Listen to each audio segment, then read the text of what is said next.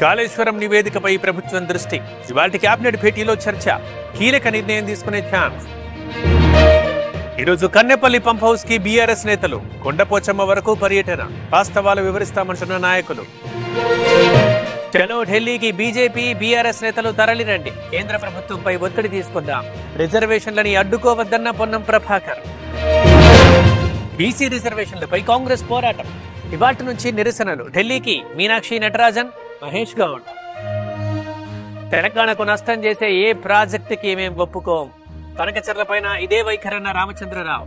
Kaleshwaram ఏటీఎంలా మారిందంటూ comment. Fertility సెంటర్లలో తనిఖీలు పూర్తి. 3 నెలల సమాచార సేకరణ. సాయంత్రానికి ఆరోగ్య శాఖకి రిపోర్ట్.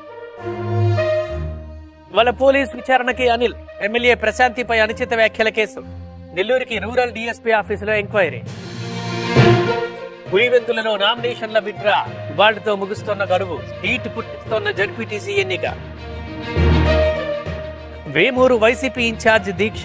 శనగాల డ్రైన్ లో గుర్రపు డెక్క తొలగించాలని డిమాండ్. అప్పటిదాకా పోరాటం ఆగదన్న అశోక్ బాబు.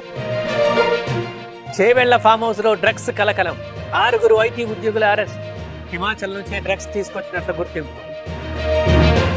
హైదరాబాద్ కొత్తపేటలో డ్రగ్స్ విక్రయం. నిందితుడు సందీప్ అరెస్ట్. ఎండిఎంఏ 1 కిలో గంజాయి సీజ్. కోనసీమ జిల్లాలో ఇసుక దద్ద. ముమ్మిడివరం మండలంలో అక్రమ రవాణా. రాత్రిపూట తిరగబడుతున్న ట్రాక్టర్లు. డీసీఎం వాహనంలో మంటలు. దూకి పారిపోయిన డ్రైవర్. సిద్దిపేట జిల్లా అలీరాజ్పేట దగ్గర ఘటన. శ్రీశైలంలో భక్తుల రద్దీ. దర్శనానికి 3 గంటల సమయం. ఆర్జిత అభిషేకాలు, కుంకుమార్చనలో నిలుపుదల. రేపటి నుంచి తిరుమలలో పవిత్రోత్సవాలు. ఇవాళ అంకురార్పణతో శ్రీకారం. ఈ నెల 7 వరకు పలు ఆర్జిత సేవలు రద్దు. నాగార్జున సాగర్ గేట్లు బంద్. నెమ్మదించిన కృష్ణమ్మ పరవళ్లు. కొనసాగుతున్న విద్యుత్ ఉత్పత్తి. విజయానికి 35 పరుగుల దూరంలో ఇంగ్లాండ్. 4 వికెట్ల దూరంలో భారత్. రసవత్తరంగా ఆఖరి టెస్ట్.